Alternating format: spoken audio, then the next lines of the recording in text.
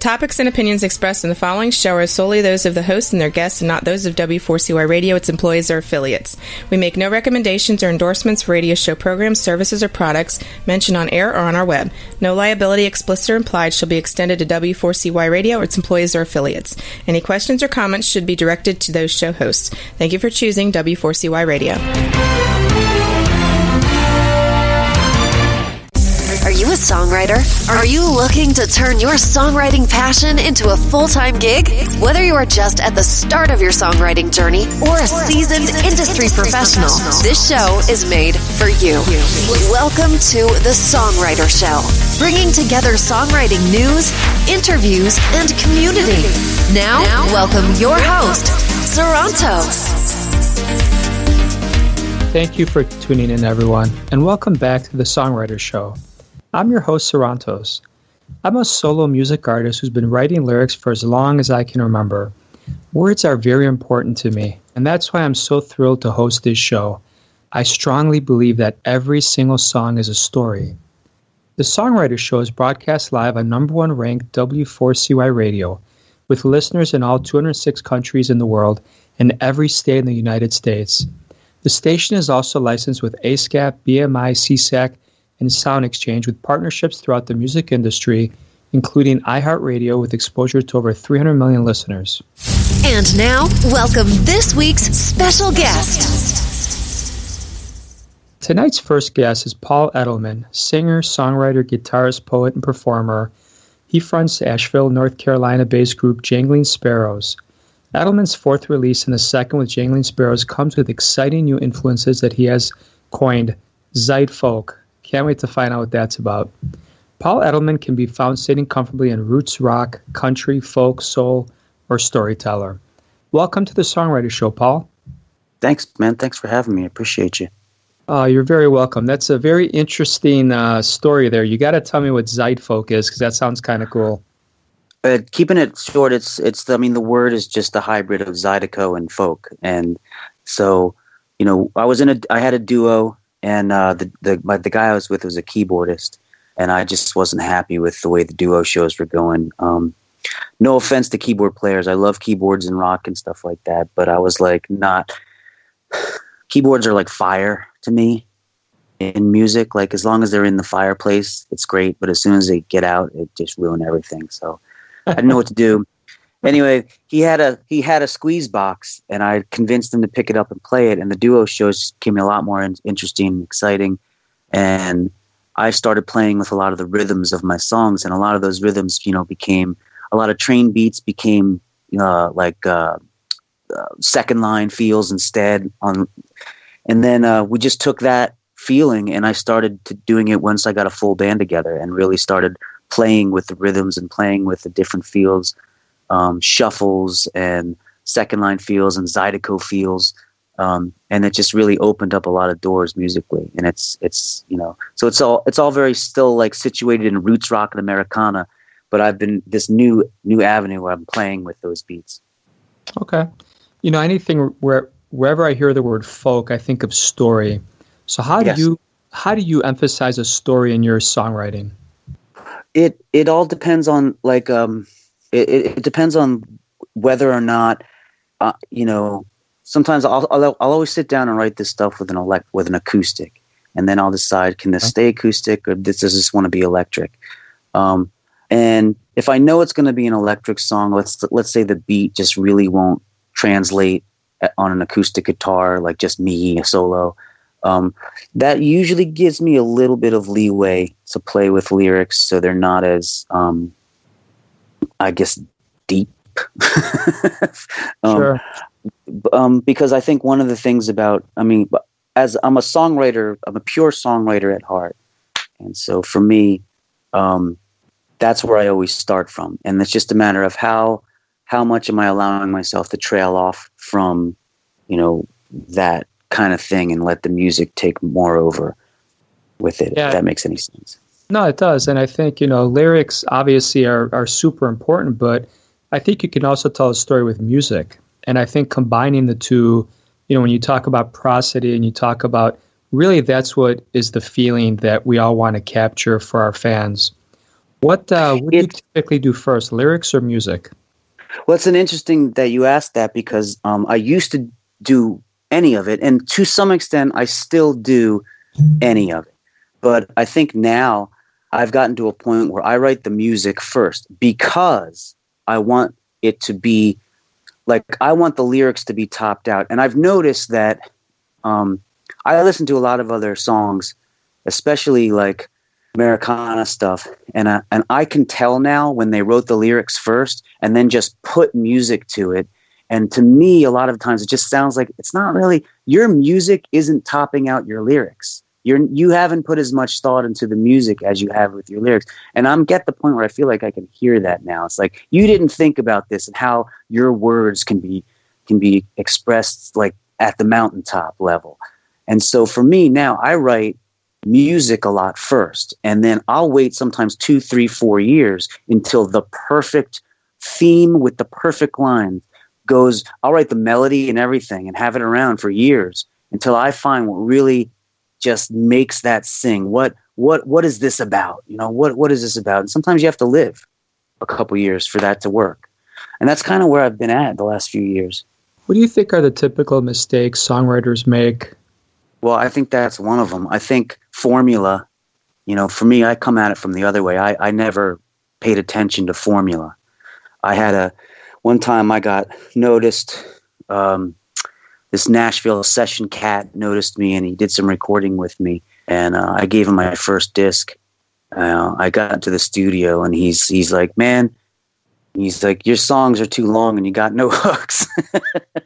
You know, but that's what that meant to me. That's what that meant to me. I've over time learned to kind of work within a formula into the atypical formula that we know. And it's freeing for me because now when I want to write my 7-minute song, I can do that. I can go, you know what? I'm going to let this be this. But I think too many people just get too wrapped into the formula that they don't think about lyrics enough. Like they just want to say the simplest thing in the simplest way. And I think you're catering to the people that don't really pay attention that much. And rather than, like, to me, music and rock and roll used to be about people could feel a connection that they knew was inside them, but they felt alone with it. And then you hear a rock song and you're like, I'm not alone, you know? And I don't think that really exists anymore. Now it's like music is just talking about how humdrum their lives are too. And you had a bad day or whatever that song is, you know? And it's just like, it's like there's nowhere for people to go, yeah, I feel that way. It's like, well, yeah, everybody feels that way. There's nothing deep about that. And it's just, you know, you went to the grocery store and some guy farted in front of you and you're going to write a song about that or something. Like, I don't know. It just seems like no one's going down the rabbit hole anymore. There's nothing to grab onto for people to feel understood. Yeah. And, you know, that's part of the streaming. That's part of the culture of everyone's got ADD nowadays. But I agree with you. We all follow the formula, at least if you want to have some kind of hits or some kind of exposure. But I love once a year I'll release a 6-7 minute rock song, and it's not one of these perfect 3.5 minute pop songs. And I just got to get it out. And I think when people see that you do follow the formula, they're like, all right, this is an outlier. They kind of let you have it. But I think if every song has a 1 minute intro or it's a 7-minute song with like a minute bridge, they're going to start. They're going to start razzing on you, and I think you got to do what you want. You got to do what you want, and that's part of the process. Well, I agree, but I do think there's a fine line between being self-indulgent and just allowing a song to breathe and be what it is, you know. And absolutely. I think people are afraid to let their song breathe, and so just to get it under 4 minutes or whatever is like, you know what? And I have songs like that I haven't released or recorded yet because I'm like, I don't know what I want to do with this yet. Maybe this song needs to be 5 minutes and 20 seconds, and that's okay. I don't know yet. Does it need to be here? So I still have stuff that I'm thinking about in that way. If I can make it, quote, radio friendly, I probably will. But if I'm really struggling with it, then I'm like, I'm just going to leave it. It's okay. So it's not going to be a hit in this era. It's going to be a B-side, so to speak, or whatever they say. Yeah. I think the other thing that, like you mentioned, you can have alternate versions. So you can have a radio version. And I don't know if you've heard of Tom Jackson, but I read his stuff. I watch his videos. And in a live show, it's that 6-7 minute thing. And bring out whatever guitar, whatever really riff you want to put out and make it a highlight to that song. Agree. And in fact, that can really top out your live shows, I think, because if you can have intervals and places and interludes where everybody gets to have some fun, and I'll just call out, okay, we're coming back now. And so people really get into, like, it's like I might be maestroing a little from the stage, and that just, I think that creates a nice live feel for people. They don't know exactly what's happening, and it's not going to be the same every single time. So yeah, I absolutely agree. Sure. What's the best career advice you've received as a songwriter? Don't quit. Awesome. I love it. That's just don't quit. Surround yourself with the people that are doing what you're doing, and like anything really, just don't quit. It's poison. Get that? Yeah. We all get those thoughts in our head, but I agree wholeheartedly. And I've seen so many stories of people that think they're going to release a song, it's going to go viral, or they're going to make like $10 million off a song, and they get depressed about it. But I look at it as, I've certainly gone through that. This is my 5th year releasing music. But after your first, second, you're right. You just got to not quit. It's such simple advice, but you never know. You might be working your ass off for 10 years and then become an overnight sensation, right? But it just, right, and that's the joke. There's 10 years behind every overnight success. Absolutely. Unless you have significant, connections, financing, that's a part of the business too, and I get it, yeah.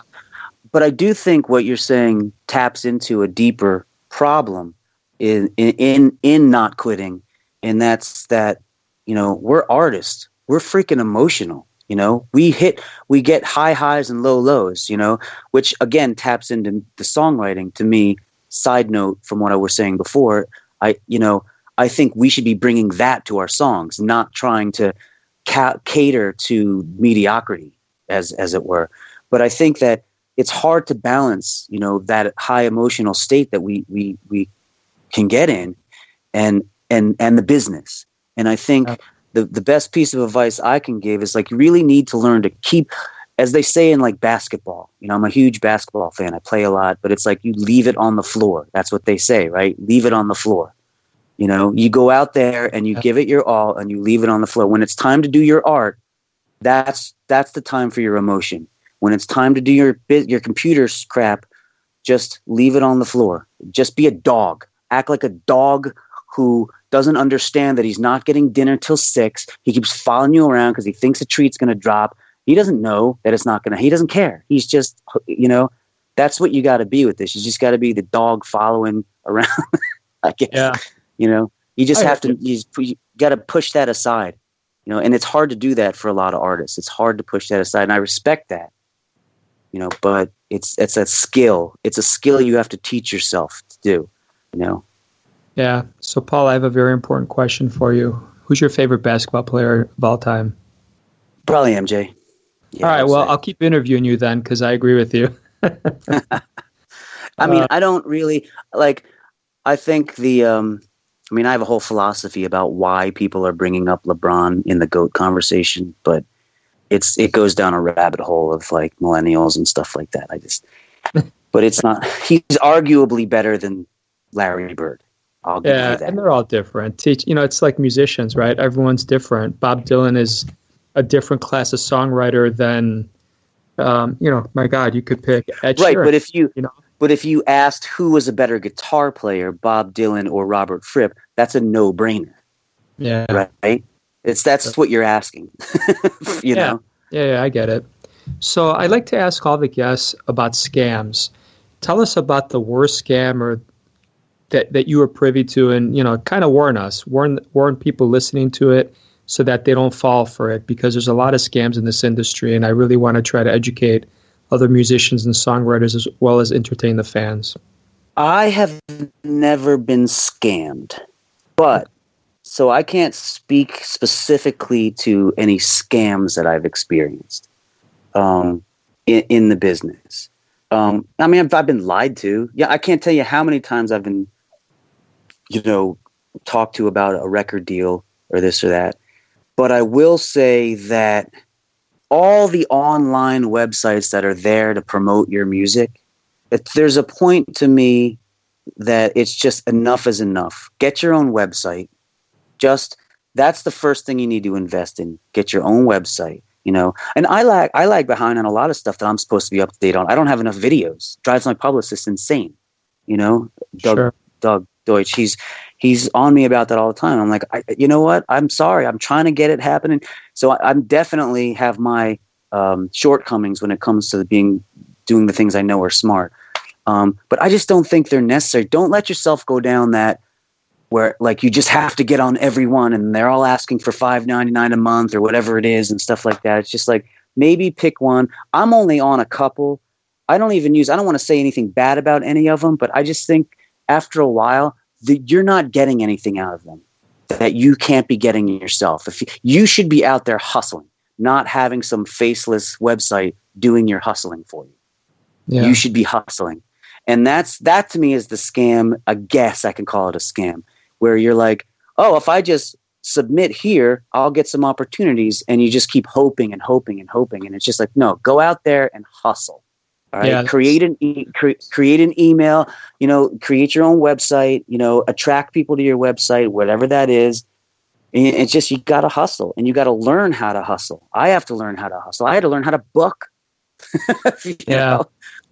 It's amazing to me how many people don't have a website. You know, I think, again, what you said is everyone should have their own website, because if Facebook decides to make things even stricter, where you're only going to be exposed to X amount of your fans, you know, and sites come and go, you know. And sites come and go. And not only that, go ahead, I'm sorry. Yeah, you got to have your own website. I think it's critical.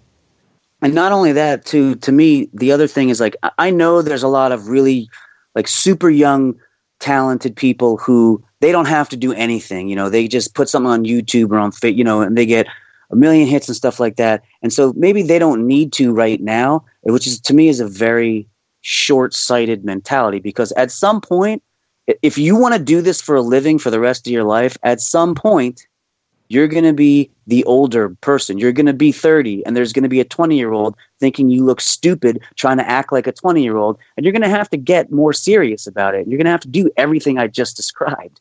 So you should do it now. Set yourself up.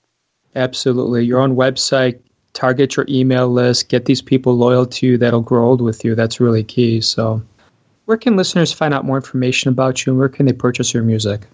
www.janglingsparrows.com. Perfect. Okay. We're going to listen to your song now, Highway John. Tell us a little bit about it. This is the single. This is on the record because it's been in the set. It's a really fun live song, and it's been in the set for a long time. And I just figured it was time to put it. It's not the deepest song in the world, but it is about the touring life and meeting people and the joy I get when I'm in that mode, and just like, you know, really trying to sponge in the fact that, you know, you go to a new place and like people really live here. You know, you're going somewhere else tomorrow, but they're going down the street and this is home. And like, I don't know, that just fills me with like a cocoon of like odd warmth. And I just want to know everybody and I'm not a gregarious person. So I do it in my own kind of like Scorpio way. My birthday's tomorrow. But I still, you know, it comes out in the song, you know, the joy of all that experience just comes out in the song. And they're not the deepest lyrics, because I know you're big on songwriting and lyrics, but I think they get the message across. All right, man, we're going to listen to your song, and I'm a Scorpio too, so we got to stick together. So, hell yeah. Here we go, Highway John.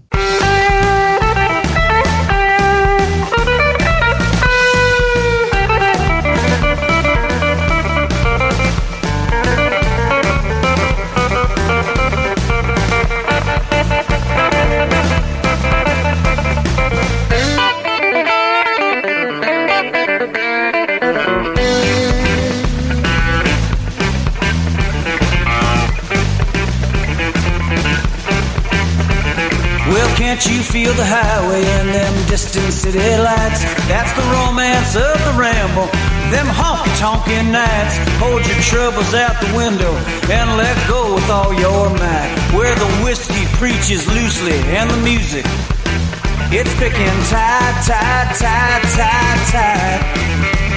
Well, you there on the bar stool stool. Can we talk to you, stranger? We new in town, ain't been around. My buddy's looking for danger. We'd like to know your city the way you know it, sir. So can we take 'em on down to your underground? And could we please bring her?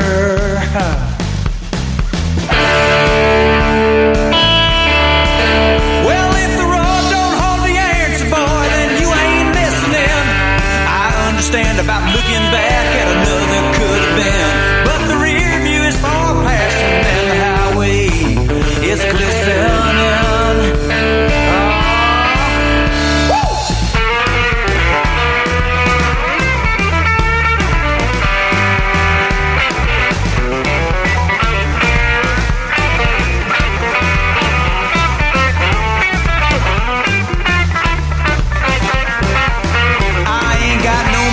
Illusions about the woman of my dreams, 'cause it don't take too long to see she ain't ever what she seems, but Spanish hair and Irish eyes and faded old blue jeans. And you right back in my wheelhouse, and my wheels can really scream.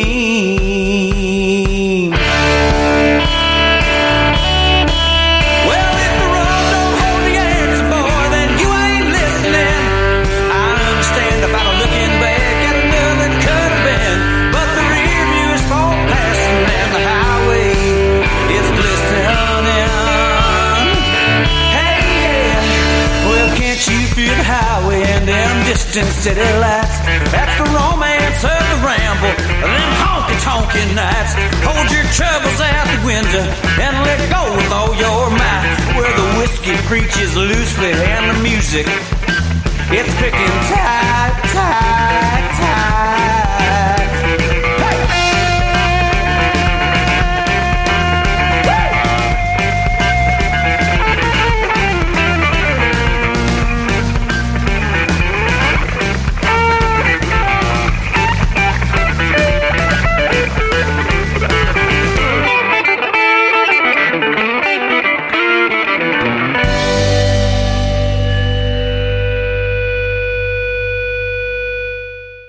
And now, welcome this week's special guest. Our second guest is Straw Family. The core of the singer-songwriter band Straw is Henriette Like Fabricus and Carson Fabricus.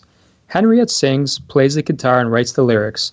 Carson composes and plays the guitar, but in the last few years, they have two beautiful daughters that have crept into it, and they own compositions. And also, they fully participate in the choir and lead vocals as well as play the piano. Therefore, they can now rightly call themselves the Straw Family. Welcome to the show, the Straw Family. Thank you. Thank you very much. Nice to be here. Yeah. I want to thank you guys for being up. I think it's 2 o'clock in the morning where you're from. That's correct. From Denmark. Yeah. Wow. Very dark outside now. Is it very dark? Okay. So tell me a little bit about, like, what is your typical day like in Denmark? At the moment, for me, Denise, I'm one of the daughters. Right now, I'm at a maternal leave, so because I have a little baby. Congratulations. So right now, it's like I'm sleeping that much, and I'm taking care of the baby and visiting my friends with babies and my sister with baby, and that's pretty much it. And then we do a little music. It's actually quite nice. You pretty much just stay up all night, play a little piano, feed the baby, sleep for an hour. Yeah, that's right. Wash, rinse, repeat, right? Yeah. Yeah. So your mom and dad help you babysit a little bit, so you can get a couple hours of sleep, or not really? My baby's crying a lot, so I'm not getting a lot of sleep. So, but it's all right. He has a great voice. Yeah. Yeah, that's you know what? That gets to a great topic. I heard this from my vocal teacher. Every kid knows how to sing and knows pitch and melody, and the ones that don't know how to sing, they outgrow it. And I always thought that's fascinating because you never hear a kid with a bad pitch. Actually, that's right. Yeah. Yeah. So tell me a little bit about what inspired you guys to start this. To have a baby? No. You know what? That would be a different show. Yeah, we'll talk about that on the next show. But on this one, tell us a little bit about musically. Was your family musical? Like, what inspired the two of you to start this and to drag your daughters into it? Yeah. I started singing many years ago. I'm 53 years old now. Okay. And so you can guess I'm the mother, Henrietta. And I started singing when I was 14 years old. And I met Carsten in a music studio when I was 21. Yeah, 20 or 21, yeah, something like that. And it was where it all started. Wow. I've made a couple of solo albums, and Carsten did the producing work. And we started off, I think, about 10 years ago. Yeah, more like 12, I think. Maybe. Yeah. It was supposed to be only Carsten and me. I don't know why, but we wrote these songs in English. We could also write them in Danish, yeah. And we have wrote a lot of songs in Danish, but I don't know why it had to be. It just turned out that, and we figured out. I think it was mostly like that. Henrietta was when she was singing, she's more country-like. The country style inspired that it was English words to bring the stories in front. So sure, natural. Yeah, and it does sound like that when I hear your stuff. I do get that impression. Yeah. And the thing about being a family in this band, I think it was because of the my parents. They were going to get separated. Actually, they didn't, almost divorced. But they didn't. And then the music, I think it was healing the relationship and the family, because a relationship with kids, I think it's not just the couple who's hurting in that situation. So I think it was healing the family, and us girls, we were drawn to that, maybe. Yeah, that's wonderful, because, music has a very therapeutic, it heals your body, your soul, and it's wonderful to hear that it helped, heal your marriage. And I think there are many, many positives from that. Did you guys feel... did you ever write a song about that experience? Oh, yes. Yeah. A couple. Yeah. Okay. And did you feel cathartic, like when you wrote the song, or when you sing it nowadays? Does it bring back the memories of what you were going through? We have particular one song. Carsten cannot. It's very difficult for you, Carsten, to listen to it without crying and play. Yeah, from all my heart. Very difficult one. We didn't play it on the stage until the first 5 years, I think. It was a wonderful song, but Carsten couldn't play it. It was too hurtful.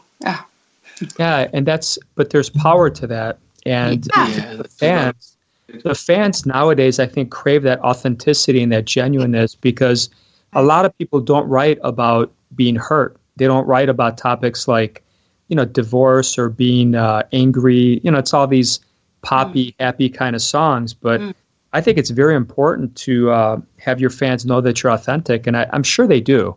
I'm sure they can feel it when they listen to your music. I hope so. We really hope so. Yeah. I think the most important thing in our music life is that the songs we are writing has a deeper feeling or meaning, and we want to tell the stories from the inside of the family. We got these songs at Songtime. We made that album Family Matters, where there's family and friends telling about when you didn't spend your time together with friends, and you're just working and not doing the nice things together with your family. And the stressful. Yeah, it's very stressful. And so we have to tell that kind of stories, and Anything You Please is also a song where you have to obey everything just to fit in. So and that's also a part of the family, to fit in, but don't do too many compromises. Sure. Who would you, collectively as a family, who would you want to be in a room with? Any musician dead or alive? Is there someone that you all agree on, or is it someone different for everybody? Eagles, I think. Yes. We can be agree. Yeah, we with agree. Eagles. We love Eagles because it's great songs they write, and also the lyrics. Fantastic. Yeah. And the voices, of course. I like guitar play. And that's the other thing with the Eagles too, is the harmonies, which you have all these vocalists in your family.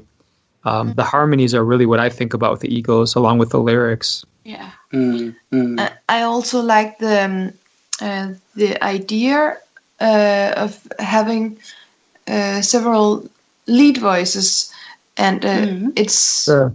I like the shift in it. You know, the first one is one lead singer, and then it's another lead singer, but it's all at the same time the same sound. Yeah, we do. Do you get it? Yeah. Yeah, and that's very hot right now. You know, if you look at all the hip hop artists, all the EDM artists, they're partnering with other vocalists so that everything is different. And like you said, there's always a switch. You know, people don't get bored because there's a different vocalist, a different energy, a different style. Yeah, absolutely.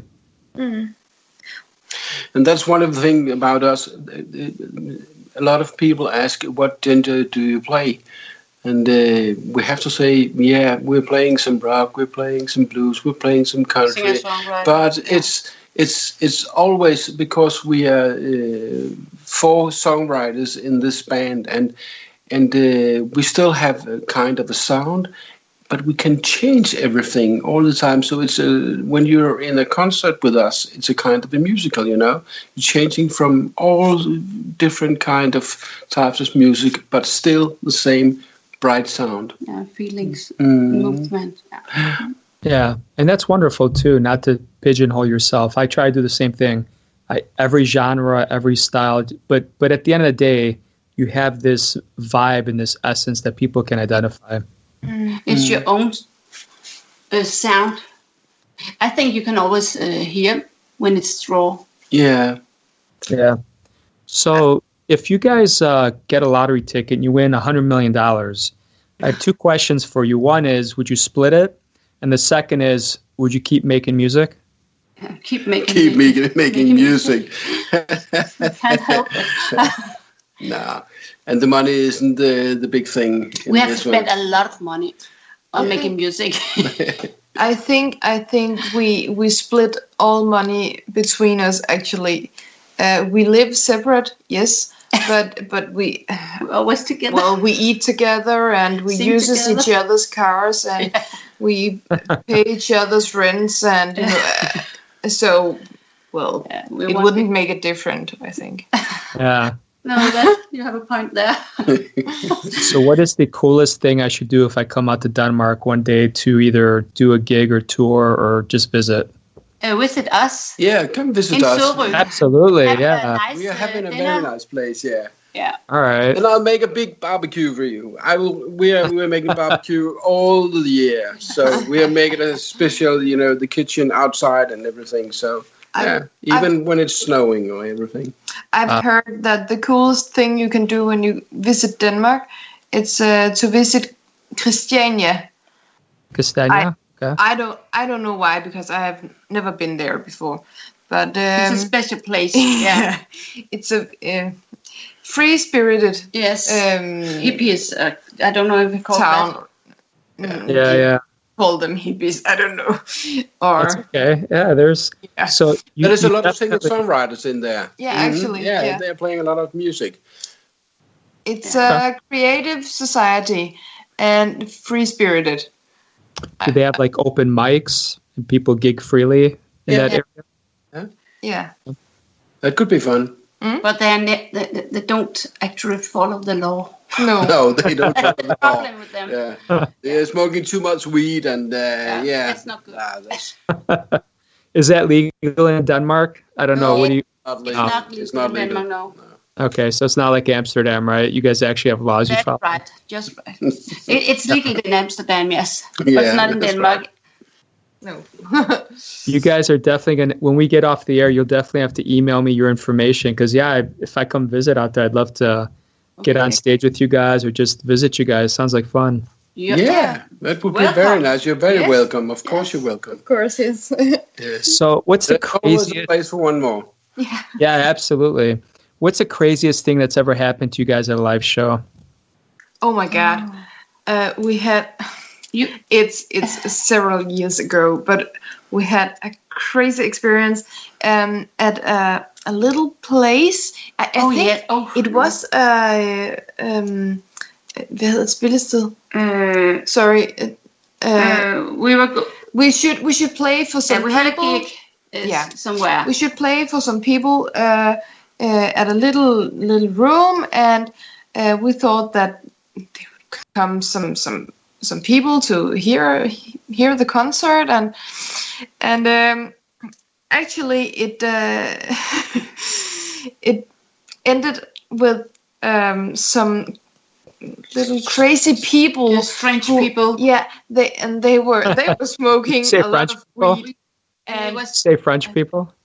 They were just strange, and they were smoking weed. And all over. Yeah, and we were eating. And you were only children then. Yeah, we were not that old, Sally and I. It was no good. Oh my God. And we had some Indian food. And at that time, I had a boyfriend who was adopted from India. And the host, he asked my boyfriend then, what can you tell me about India? And he was like, well, I don't know. I can't remember. I was a baby when I was there. And, do you like our Indian food? Do you have some recipes? And, he was like, well, I told you, I don't know anything about India. And, well, it was a crazy night. Yeah, we didn't know what it was for a place, but we found out. It was no good. But it was funny. It was a kind of a fake gig they made for on us. Yeah. It was a kind of a it was so painful. It's stressed, in fact. Yeah, that's tough. It was funny actually, and we learned a lot of it, and we laughed a lot afterwards. Yeah, we played our music. Yeah. Okay. We had a rehearsal afternoon, Yeah. So who's the messiest straw out of the people on the line or someone who's not on the line? Who's the what? The messiest. The messiest? Messiest person out of you guys. I think that's me. Maybe. Absolutely. Absolutely. Is that your mom said? Absolutely. Well, yeah, I think it's me because I'm a little confused sometimes. A little? Yeah, I think so. You can look at the video at Bang Bang, then you can see what is happening with Denise because that song it's about her. Yeah, that's about her. In fact, it's about her. She's forgetting everything, and she can't be at the right place at the right time, and she don't know where she parked her car, and Yeah, exactly. So, well, Bang Bang is a very good example of that. Yeah. So, yes, it is me. Yeah. Okay. Before we listen to your song, tell me a little bit about when you guys put together in your bio. We heard about who does the music, the lyrics, this. How do you guys when you finally get in the studio and you want to lay down the song, is it a collaborative process? Do you give each other feedback? Is there someone in charge? Tell us a little bit about that before we hear your song. Yeah. We give each other feedback. Yes. Always. And we always tell what we think about it but we also give each other space before we say anything, because that's a great idea. Because if we have too many opinions at one time, it can be difficult. But if Denise, for example, write a song, it's her to decide. Yeah, I'm in charge if it's my song. If I wrote the song, then it's me who's in charge. Yeah. But if mom and dad wrote a song, well, then it's they decide what to do with it. Yeah. But we do respond a lot on each other's songs, and we listen and we talk a lot about it. Yeah. So we cooperate. Yeah. Yeah. Okay. Tell us a little bit, where can listeners find out information about you, and where can they purchase your music? Yeah. If you want to, we have a lot of videos, and there is some writing and things that's on on straw.dk. Mm-hmm. Straw.dk. Yeah. So there in Facebook, of course, that's Straw Family. YouTube. And on YouTube, we have a channel that's called Raw Music. Mm-hmm. Yeah, and you can listen to our music on Spotify and download it on iTunes and Yeah, I think it's all over. So if you want to know something about Straw Family, just look for it. Yes, search for Straw Family. Yeah, there's a lot on the internet. Yes, a lot. Yeah. Tell us about the song we're going to hear. Tell us the title and the inspiration behind it.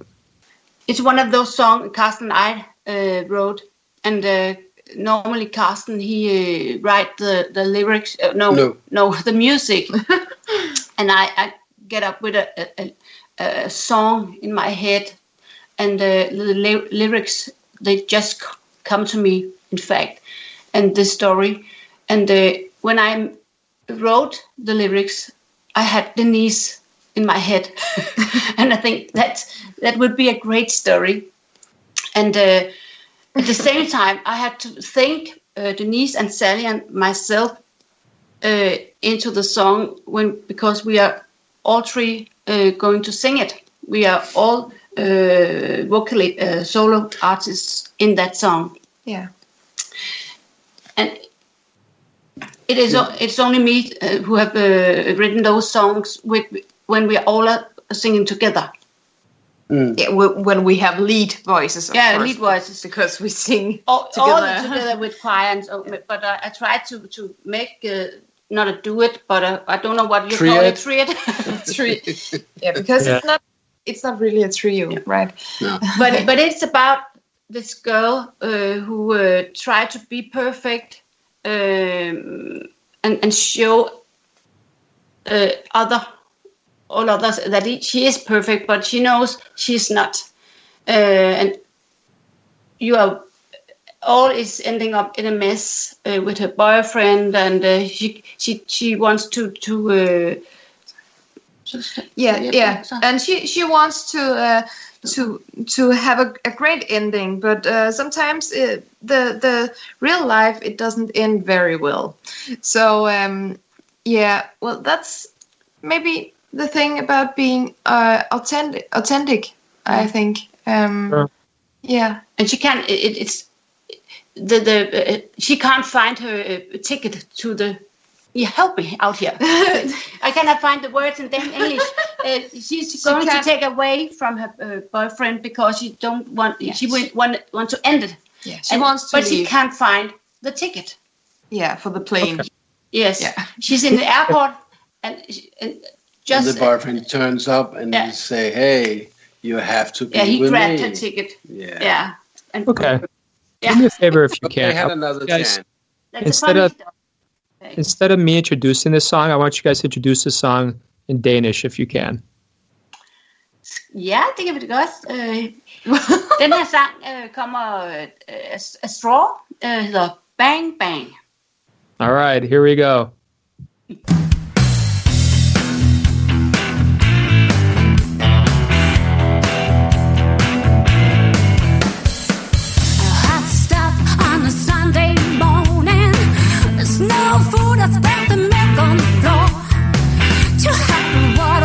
took the shower. I gotta catch a flight to leave you tonight. I've been packing my bags, I've made up my mind, yeah. Everything's alright, the ticket's inside.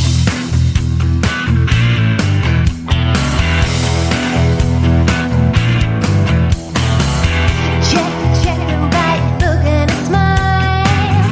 Kiss, the lipstick's fine. Check in just in time in the airport. I know I got my ticket, but I can't find it now. Turn my purse upside down, but it isn't inside. No, it's only lipstick and buzz. I don't know why. Trying to call for someone, but there's nobody home. There's no one by my side. I'm stuck here alone.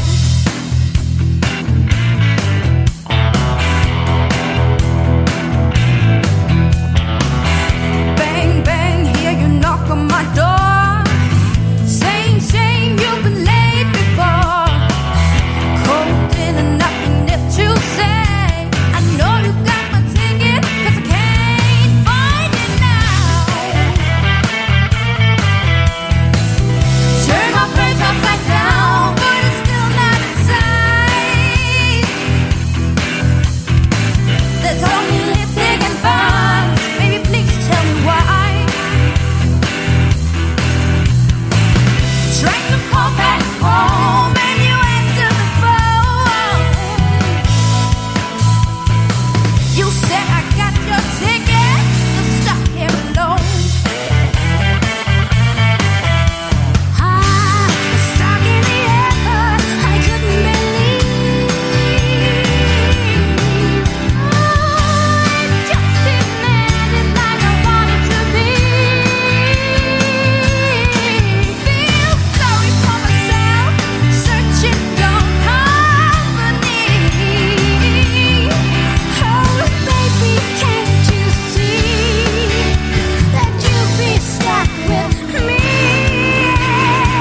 I beg you, honey, baby, don't mess with me. You better set me free. I'm sitting in the hall watching reality TV.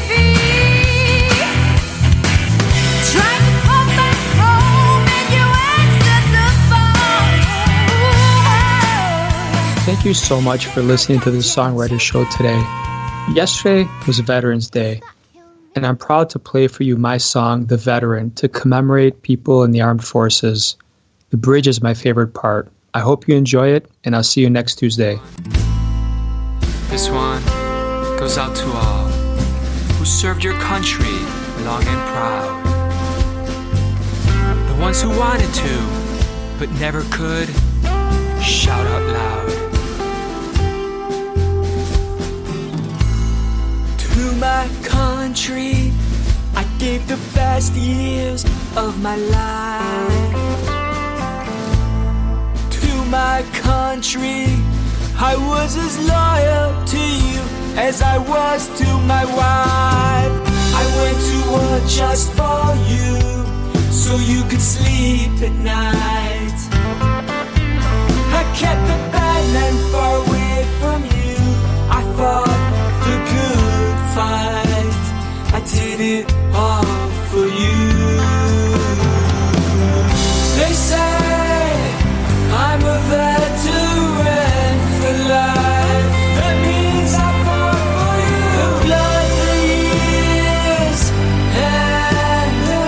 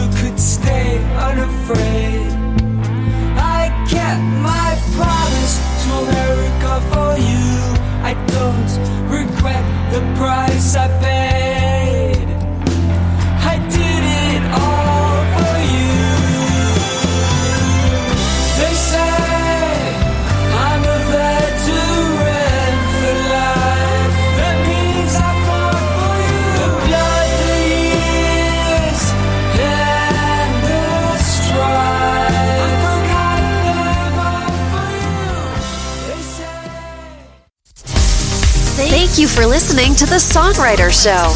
To keep the momentum going, head over to www.songwritershow.com and join our free music community of artists, songwriters, and producers. That's www.songwritershow.com.